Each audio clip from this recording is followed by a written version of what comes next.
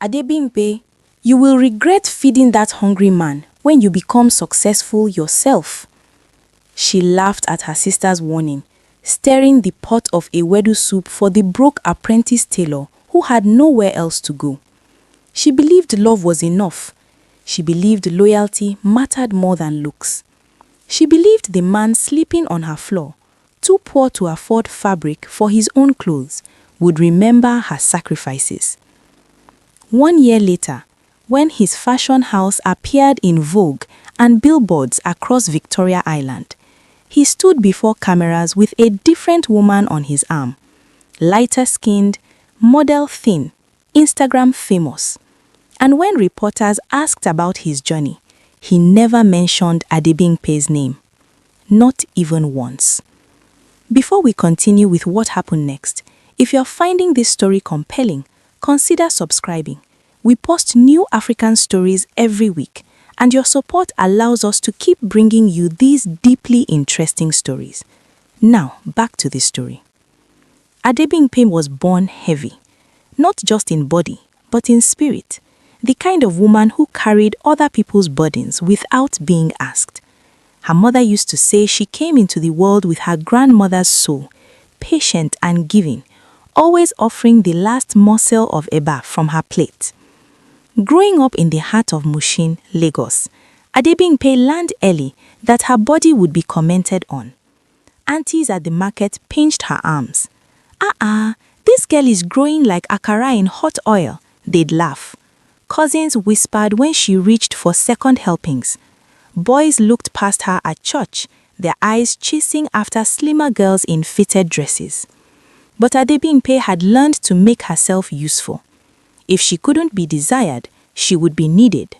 She worked at her aunt's fabric store in Balogun Market, surrounded by asoke, Ankara, lace, and damask. Fabrics that told stories of weddings, naming ceremonies, and Sunday worship. She knew every pattern by heart. More than that, she understood people. Which customer needed gentle persuasion, which needed space, which came to the market not for fabric, but for conversation. Adebimpe was 28 and still unmarried. Her mother had stopped asking why. Her younger sister, Folake, slim, sharp-tongued, and married with 2 children, often reminded her, "Bimpe, if you just tried small, lost some weight, maybe." But Adebimpe had stopped shrinking herself emotionally long ago. If her body took up space, so be it. She would fill that space with kindness instead of apologies. That rainy Tuesday in August, everything changed. The sky had opened suddenly, the kind of Lagos rain that floods streets in minutes and sends everyone running for cover. Adebimpe was closing up her store when she saw him, a young man, drenched, shivering, holding a plastic bag over his head. He stumbled toward her shelter, water streaming from his clothes.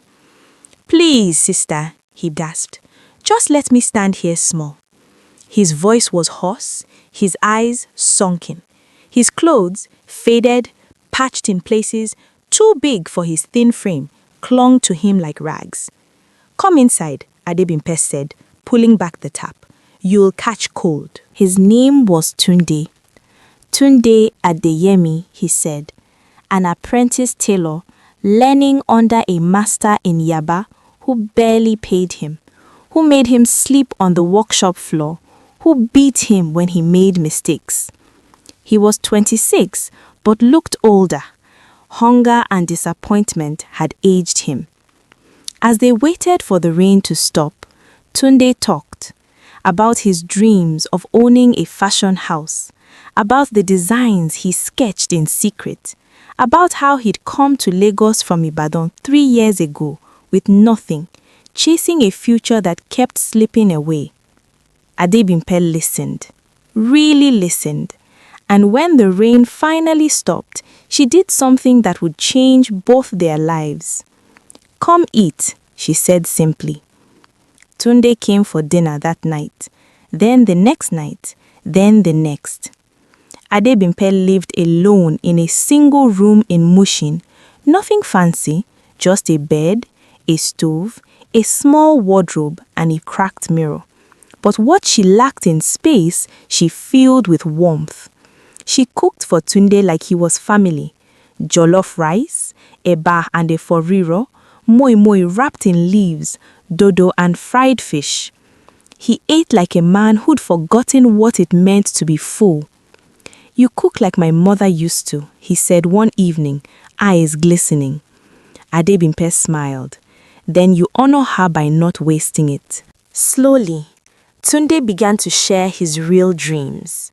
He showed her his sketches, bold, innovative designs that blended traditional Yoruba patterns with modern cuts.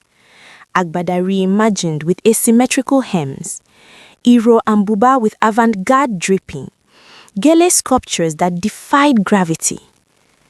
"These are beautiful," Adebimpe whispered, running her fingers over the drawings. "They'll never happen," Tunde said bitterly. "I don't have money for fabric. My master won't let me work on personal projects. I'm nobody." Adebimpe looked at him for a long moment. Then she made a decision that would cost her everything.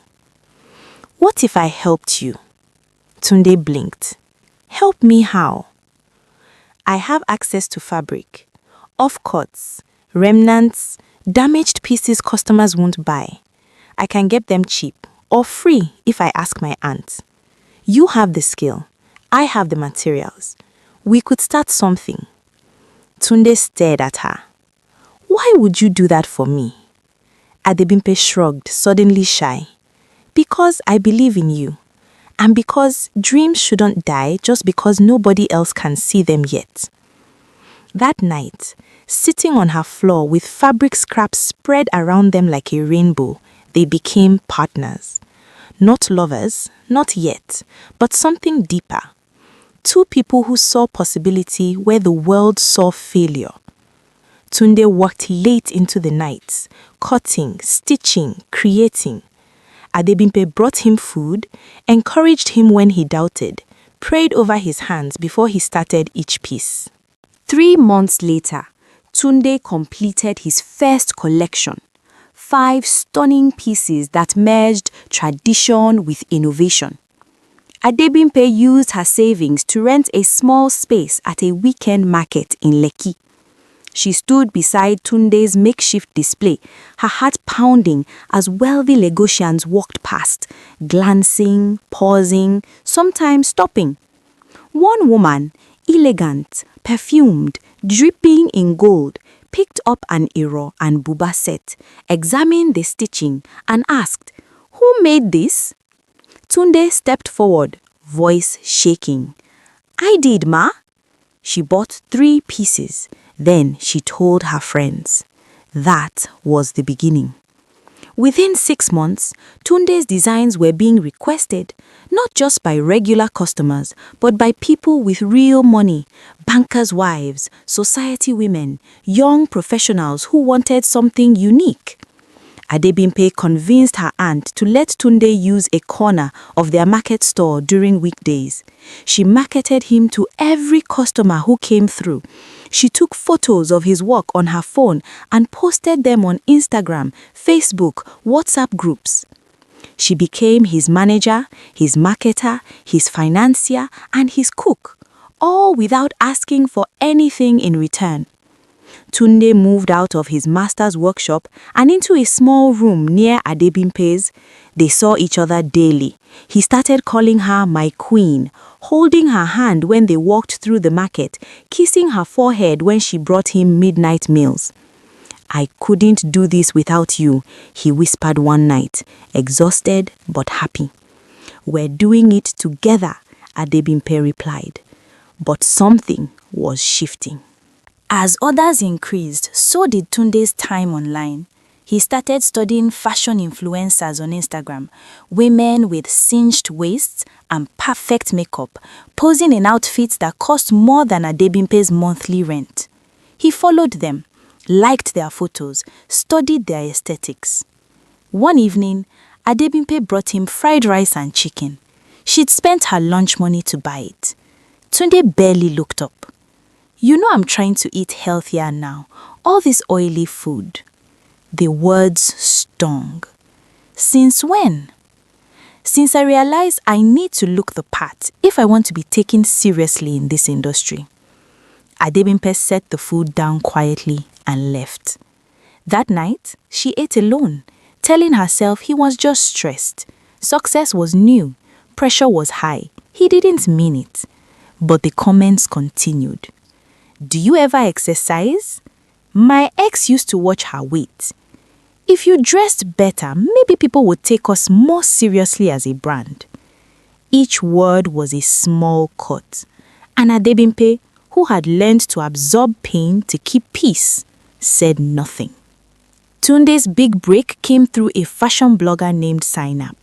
Light-skinned, impossibly thin, with 200,000 Instagram followers and brand deals with international companies. She'd stumbled upon his work online and reached out.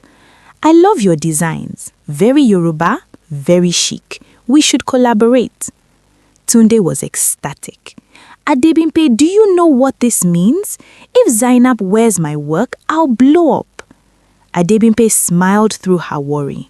That's wonderful, Tunde. The collaboration happened fast. Zainab wore Tunde's designs to events. She posted photos. Her followers went wild. Orders exploded. Suddenly, Tunde had more work than he could handle alone. He hired 2 assistants, rented a proper workshop, started attending fashion events, places where Adebimpe felt out of place. Come with me tonight, Tunde said one Friday, adjusting his new designer shirt. There's a showcase in Victoria Island. Adebimpe hesitated. I don't have anything to wear to those kinds of places. Just wear something nice, it will be fine. It wasn't fine. The event was filled with people who looked like they stepped out of magazines. Thin, polished, dripping in designer everything. Adebimpe wore her best Ankara dress, but she felt massive, clumsy, invisible. Tunde introduced her to people half-heartedly. This is Adebimpe. She helps with logistics. Not, this is the woman who fed me when I was starving. Not, this is the woman who believed in me when I had nothing. Just logistics. Zainab appeared, all smiles and perfume. She kissed Tunde on both cheeks, lingered a little too long. Tunde, darling, everyone is talking about your pieces. She glanced at Adebimpe briefly. Oh, hi. That was it. Just hi. Later, Adebimpe overheard 2 women talking near the bathroom. Did you see Tunde's friend? The big one? Yeah. I'm surprised he brought her here. Maybe she's his sister. Doesn't matter. He won't keep her around long, not if he wants to stay relevant. Adebimpe locked herself in the bathroom stall and cried silently. When they got home that night, Tunde was buzzing. Did you see how many people wanted my card? This is it, Bimpe. This is what we've been working for. We? Adebimpe asked quietly. Yes, we.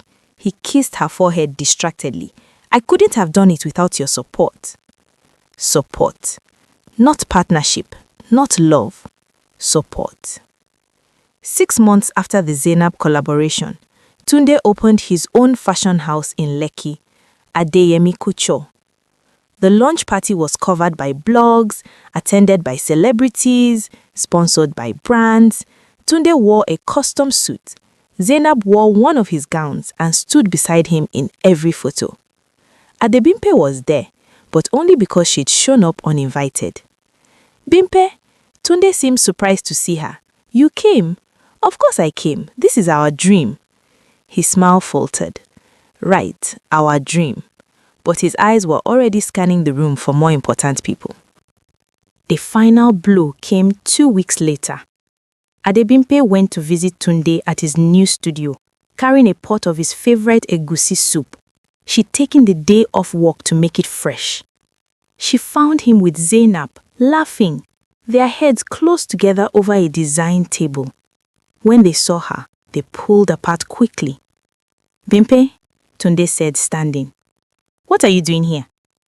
I brought you food. I told you I'm trying to eat cleaner now.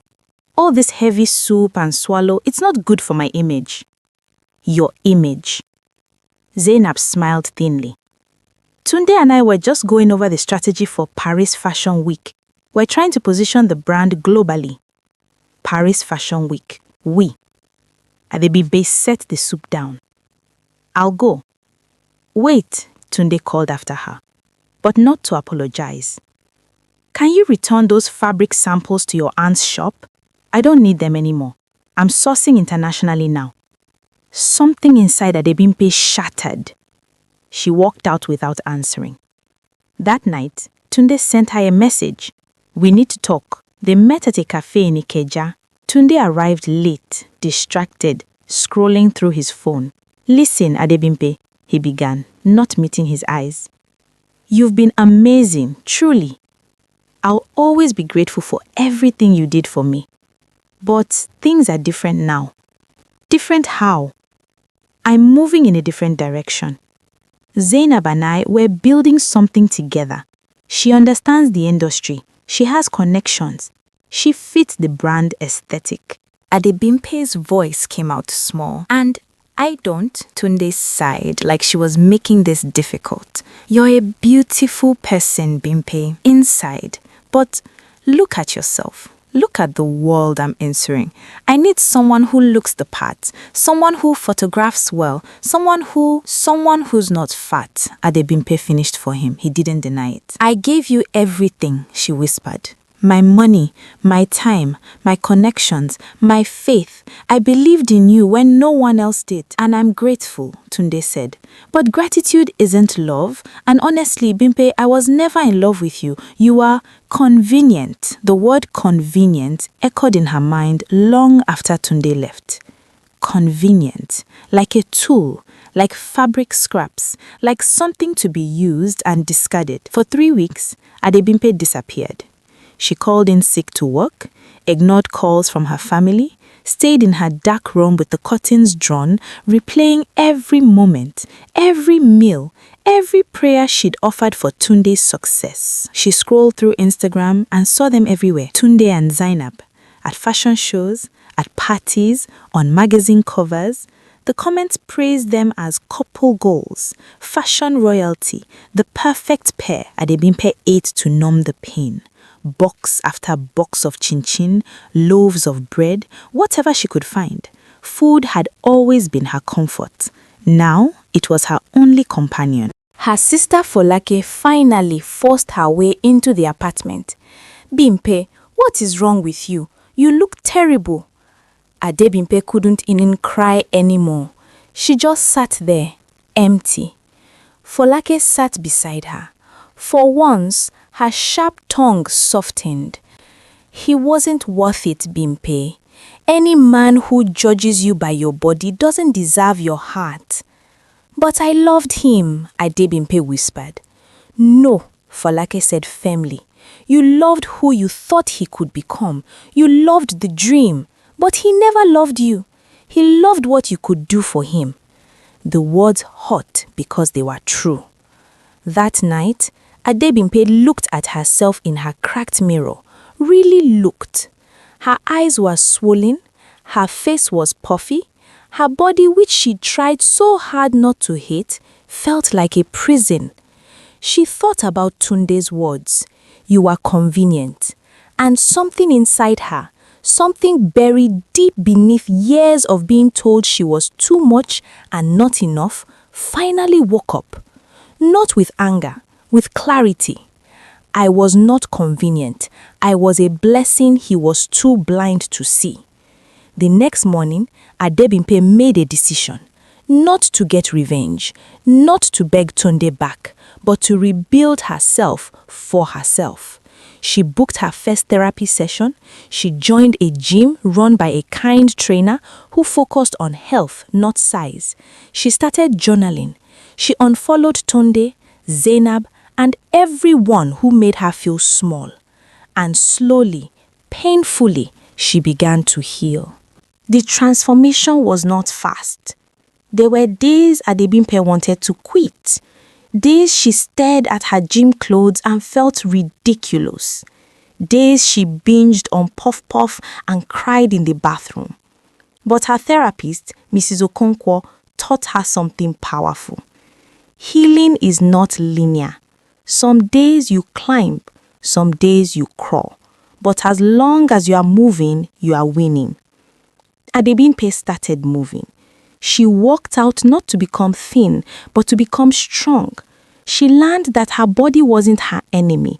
It had carried her through pain, through heartbreak, through years of being told it was wrong. Her body deserved honor, not punishment. Food stopped being the enemy too. With help from a nutritionist, Adebimpe learned to eat with intention, fueling her body instead of numbing her feelings. The weight came off slowly, but more importantly, the shame lifted. One morning, 6 months after the breakup, Adebimpe woke up and didn't immediately think about Tunde. That was the day she knew she was healing. She also made another decision. She quit working at her aunt's fabric store. It was time to build something of her own. Adebimpe had always had an eye for design, not just fabric. She understood color, composition, storytelling.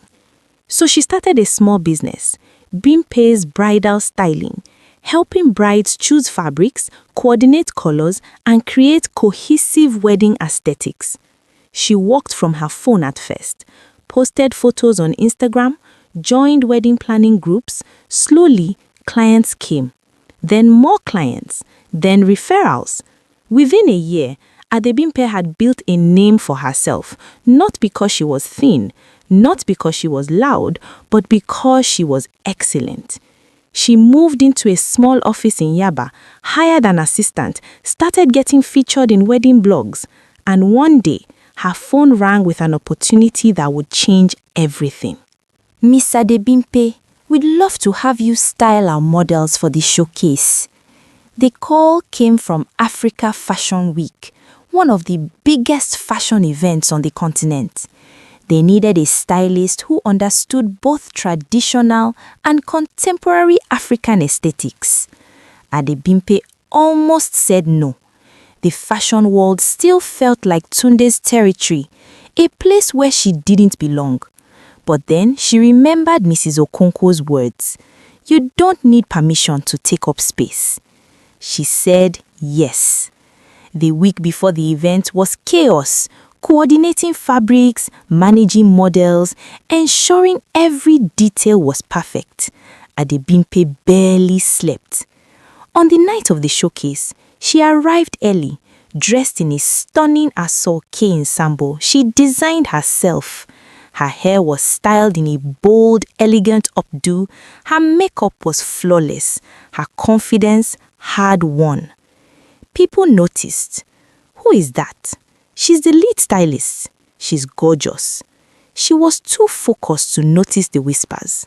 Then, across the crowded room, she saw him, Tunde.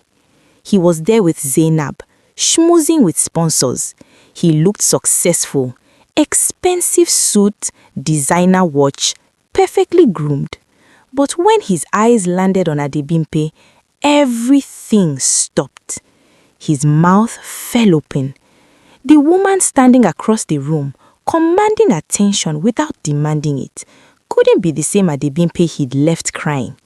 But it was. Her body had changed, yes, toned, healthy, strong. But it was more than that.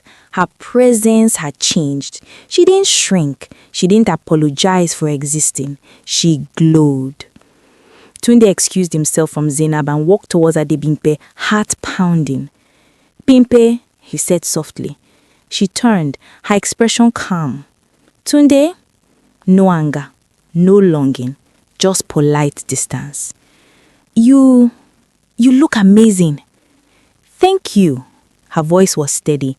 I feel amazing. He swallowed. I heard you are styling tonight. That's incredible.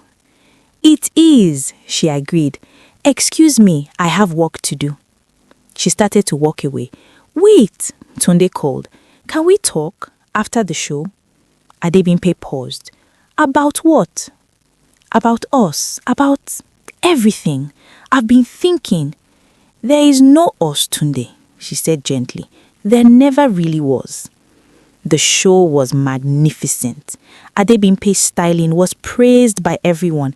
The perfect marriage of tradition and innovation, bold colors balanced with elegant simplicity. At the end of the night, she was called on stage to take a bow. The applause was deafening. Tunde watched from the audience, something crumbling inside him. After the event, as Adebimpe was leaving, she saw Tunde waiting by the door alone. Zainab was nowhere to be seen. She left early, he said quietly. We've been struggling.